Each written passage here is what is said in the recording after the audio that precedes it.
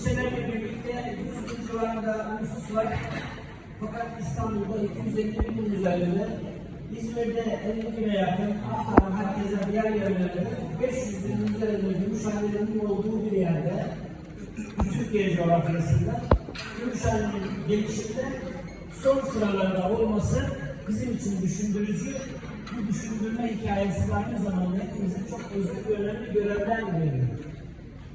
TÜSİAD az önce Serkan Bey'in de ifade ettiği gibi 1994 yılında kurulmuş, 29 yıldır iş dünyasını bir araya getirerek buradan elde ettiği enerjiyle iş dünyasının birbiriyle etkileşimini sağlayıp ticari faaliyetlerimizi arttırıp buradan elde ettiğimiz enerjiye de Gümüşhane için gerek hayır yatırımları, gerek iş dünyası adına yatırımlar yapmak üzere kurulmuş bir sivil toplum kurmuş.